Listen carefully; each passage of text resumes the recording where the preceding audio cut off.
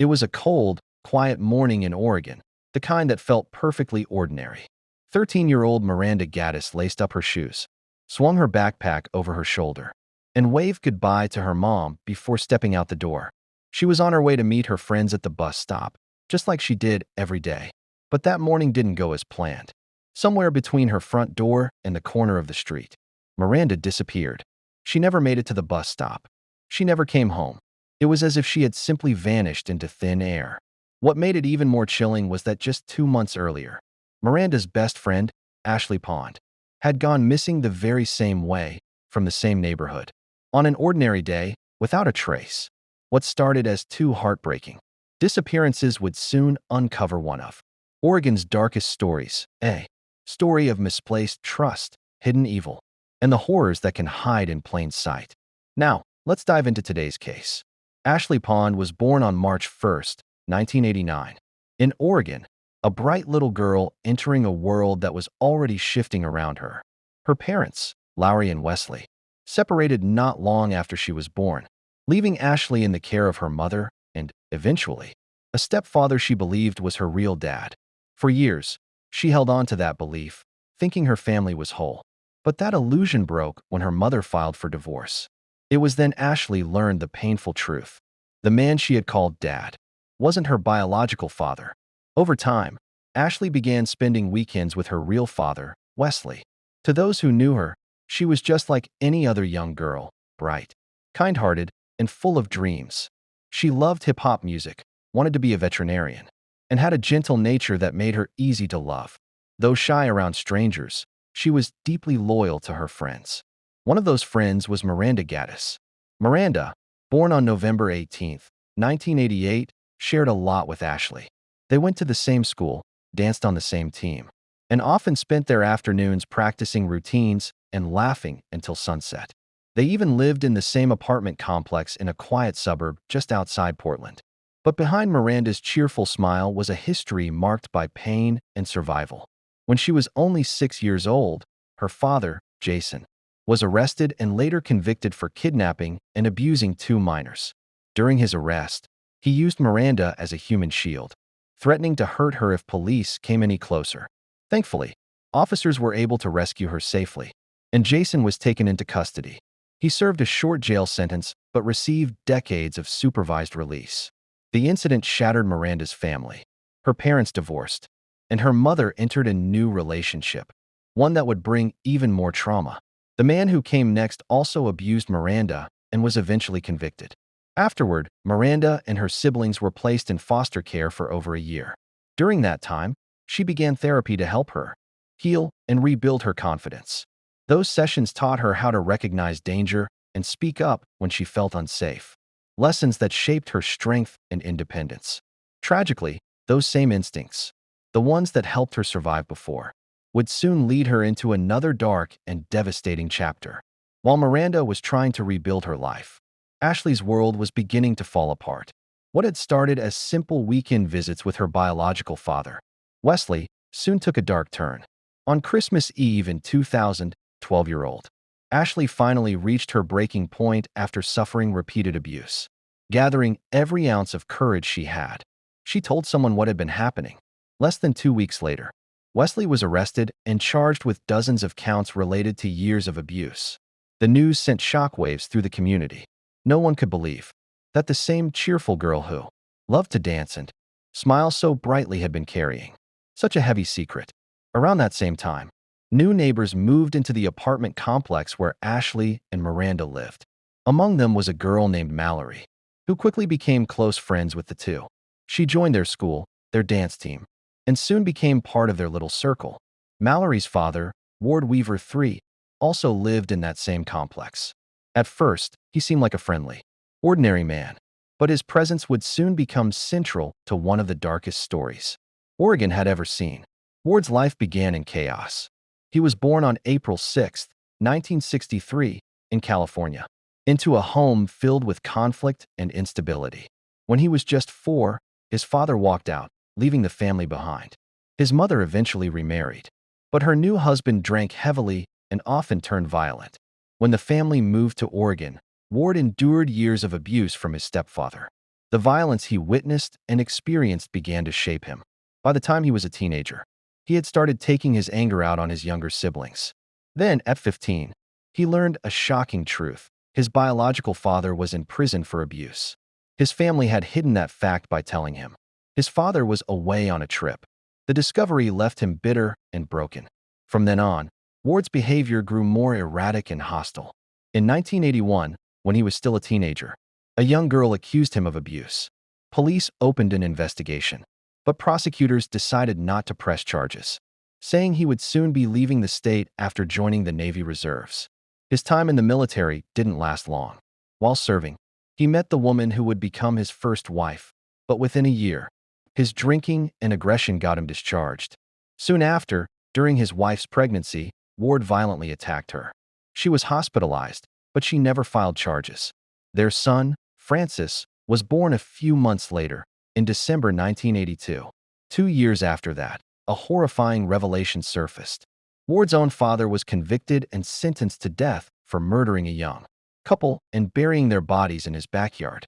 Investigators suspected he could be linked to as many as 24 other killings. It seemed history was repeating itself.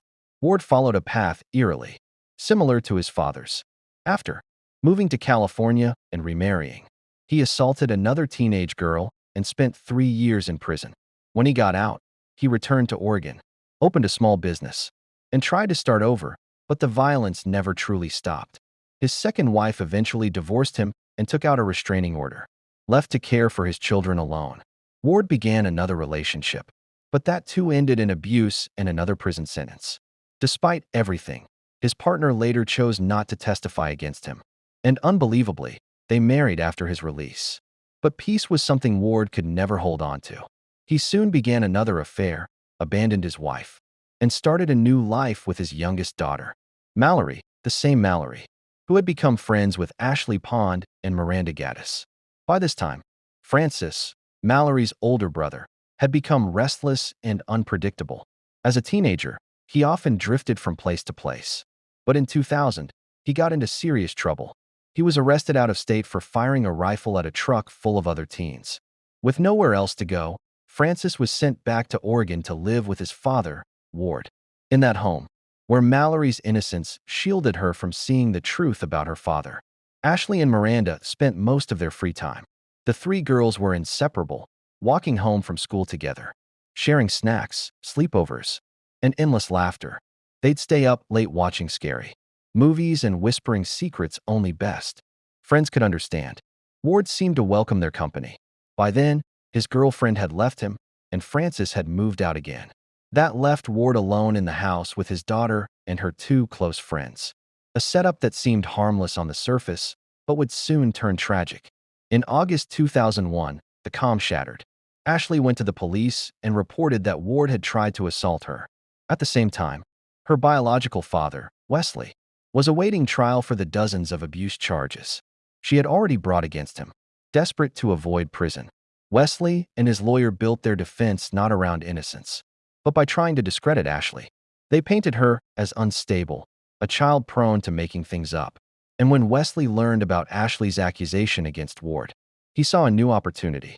He told his lawyer, who reached out to Ward directly. Ward's response was chilling. He offered to testify in Wesley's favor and claimed that Ashley was lying. That cooperation paid off. The defense successfully tore down Ashley's credibility. In the end, Wesley accepted a plea deal. Nearly all the charges were dropped. He received only probation. Ward faced no consequences at all. But that day marked a turning point. He had not only escaped scrutiny, he now felt emboldened and angry. He saw Ashley as someone who had tried to expose him. And in his twisted mind, she would have to pay for that. On the morning of January 9, 2002, Ashley left home to catch the school bus, just like she always did. But that morning, she never made it to the bus stop. She never came home. Even though Ashley had no history of running away, police quickly labeled her disappearance as a runaway case. There was no large-scale search, no urgent investigation. Her family and friends were left to look for her on their own. Among them was Miranda. She joined the search, though she couldn't shake a deep sense of dread, a feeling that something much darker was behind her friend's disappearance. She tried to convince herself that Ashley might have run away, that she'd come back soon. But as days turned into weeks and no one heard a word, that hope began to fade. The story spread quickly through the community, and local news stations began covering the case. When Miranda was interviewed, she spoke about how confusing and painful it all was. To her, Ashley was more than a friend. She was like a sister. At school, the dance team organized a fundraiser to help raise a reward for information. Miranda decided to perform a solo dance as a tribute to Ashley, scheduled for late March. But that performance would never happen. On the morning of March 8, 2002, everything seemed normal. Miranda's mother, Michelle, said goodbye to her daughter before heading to work. Miranda was in the kitchen getting ready for school, just like any other morning. But later that day, Michelle got a call that no parent ever wants to receive. Miranda hadn't shown up for class. When she called the school to confirm, her heart sank. Her daughter hadn't attended any of her classes that day. Almost 2 months had passed since Ashley's disappearance. This time, Michelle didn't wait. She called the police immediately. Michelle wasted no time. She contacted authorities right away. Soon after, the FBI joined the investigation, forming a special task force to search for both missing girls. At a press conference, an FBI spokesperson confirmed what many had feared. The two disappearances were likely connected, and foul play was now suspected. A $50,000 reward was announced for information leading to the safe return of Ashley and Miranda, or to the arrest of whoever was responsible. Posters with the girls' photos began appearing everywhere, on streetlights, shop windows, and bulletin boards across Oregon. Within days, the story captured national and even international attention. In front of cameras and reporters, both mothers, Michelle and Lowry, pleaded for help. Michelle insisted her daughter would never have gone anywhere willingly. Lowry, who had stayed silent for weeks after Ashley's disappearance, finally stepped forward, breaking down as she begged for answers. By mid-March, FBI profilers had arrived to assist local law enforcement. They went on television, urging residents to stay alert and to report anyone whose behavior had recently changed. Someone new in the area, a neighbor who had started drinking more, or someone who seemed unusually anxious or restless. They didn't say why, but the implication was clear. The person responsible might be closer than anyone realized. Fear quickly spread through the community. What had once been a lively, friendly neighborhood, filled with children playing and parents chatting on porches, turned eerily quiet. Parents stopped letting their kids walk to school alone. Some families even packed up and moved away altogether. One neighbor voiced what many others were thinking. If a stranger had taken the girls by force, someone would have seen or heard something. The fact that no one had suggested something even more disturbing, that the person responsible might have been someone they all knew. Local reporters kept digging, determined to uncover the truth. One journalist began to notice troubling inconsistencies in the case and decided to look deeper. Her research led her to a man who had been close to both girls, Ward Weaver. When she reached out, Ward didn't hesitate. In fact, he invited her to his home for an interview and even encouraged her to record their conversation. Sitting casually on his couch, he spoke with unsettling calm. Ward admitted that his background and his connection to both Ashley and Miranda made him an easy suspect. Still, he insisted he had nothing to hide. Without being prompted, he brought up Ashley's earlier accusations against him, even mentioning that his own father had a violent criminal past. He said he wasn't afraid of the FBI and that they could investigate him all they wanted. When the journalist asked where he had been when the girls went missing, Ward simply replied that he was at home. Before she left, she asked for a quick tour of the house. He agreed. As she followed him through the rooms and out into the backyard, Ward kept talking as if nothing was wrong. Then, she noticed something unusual, a large, freshly poured slab of concrete. Neighbors had already been whispering about it, wondering what it might be. When the journalist asked, Ward gave the same answer he'd given everyone else. He said he was planning to install a hot tub. In the following days, Ward was asked to take 2 polygraph tests and failed both. He blamed the results on police mistakes, claiming the tests were inaccurate. Despite the growing suspicion around him, Ward continued to appear on national TV shows, insisting he was innocent. In one interview, he even went so far as to blame Ashley's mother, accusing her of being a neglectful parent. Strangely, several neighborhood girls came forward to defend him. saying they had never felt unsafe around him. Proof, perhaps, of just how convincing Ward could be when he wanted to appear harmless. For many in the neighborhood, Ward Webber's home strangely became a place of comfort, a small island of safety in a town paralyzed by fear. With police and reporters constantly surrounding his property, parents assumed it was the one place their children wouldn't be in danger. Outwardly, Ward seemed calm, even withdrawn, a quiet man trying to live normally amid the chaos. To his daughter, Mallory, he was everything good in her world, steady, protective, incapable of cruelty. She couldn't have imagined how far from the truth that was. Everything changed on August 13, 2002. That day, Ward's son, Francis, called the police, reporting that his father had tried to assault his 19-year-old girlfriend. But what truly grabbed detectives' attention wasn't the assault itself. It was what Francis said next. He believed his father knew something about the disappearances of Ashley and Miranda, and his suspicion pointed to one place: the freshly poured concrete slab in the backyard.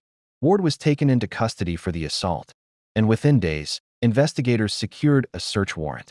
On August 24, 2002, FBI agents arrived with ground-penetrating equipment and excavation crews. What they uncovered was every parent's nightmare. Inside a shed behind the house, investigators opened a large box, the kind used to store a microwave, and found human remains. Dental records would soon confirm they belonged to 13-year-old Miranda Gaddis. The next day, their search continued beneath the concrete. Buried in a 200-liter metal drum, sealed tight beneath the slab, were the remains of 12-year-old Ashley Pond. The girls had been missing for months, and the horror of what happened to them had been hidden just beneath everyone's feet. Detectives soon learned that just days after Miranda vanished, Ward had asked his son for help preparing the ground for that same slab. Francis unknowingly dug a pit, lowered empty barrels inside, and covered them with soil. Ward later told him he'd finish the rest alone. The discovery shattered the community. Vigils were held across the street as neighbors lit candles and prayed, many too stunned to speak. Miranda's older sister stood among them, her face hidden beneath a hood, her silence saying everything words could not. Michelle, Ashley's mother, reminded reporters that amid the grief, another child was suffering, Mallory. After her father's arrest, she'd been taken into protective custody. No one had seen her all weekend. Michelle said she couldn't imagine the pain Mallory must be enduring, grieving her best friends while coming to terms with the unbearable truth about her own father. On October 2, 2002, Ward Webber was formally charged with multiple counts, including abuse, desecration of a corpse, and 6 counts of aggravated murder. Though there were only 2 victims, Oregon law allowed prosecutors to pursue multiple charges based on different aggravating factors. His bail was set at $1 million. Even behind bars, Ward refused to admit guilt. From jail, he granted several interviews, insisting he'd been framed. He claimed police were hiding evidence that a local biker gang had killed the girls, a story investigators quickly dismissed. He even produced documents that highlighted inconsistencies in the autopsies, but prosecutors maintained the evidence against him was overwhelming. Over time, Ward's confidence began to crack. After a series of televised interviews, the court issued a gag order, forbidding him from speaking to the media. His defense attorneys tried to withdraw from the case, claiming he had stopped cooperating. When the court refused, they argued he was mentally unfit to stand trial. During his competency hearing, Ward sat in silence, head bowed, showing no sign of the defiant man he once was. After a brief evaluation at the Oregon State Hospital, doctors deemed him competent and the trial proceeded. By August 2003, the court moved the case to another county to ensure a fair trial. Ward didn't even show up for the hearing. A year later, in September 2004, before a packed courtroom and national cameras, he finally changed his plea. He admitted guilt to the most serious charges in exchange for avoiding the death penalty. Ward Webber was sentenced to 2 consecutive life terms without the possibility of parole. Years later, in 2009, Miranda's younger sister, searching for closure, visited Ward in prison. During their conversations, he finally confessed, not only to murdering Ashley and Miranda, but also to planning to kill her next. He revealed that on the morning Miranda disappeared, She had unknowingly walked up the hill and witnessed something she wasn't meant to see. Panicked, Ward lured her into his control, using Ashley, whom he already planned to silence, as bait. In the end, Ward admitted what investigators had long suspected. He killed Ashley because he feared she would expose his abuse, a fear that drove him to destroy 2 innocent lives and shatter countless others forever.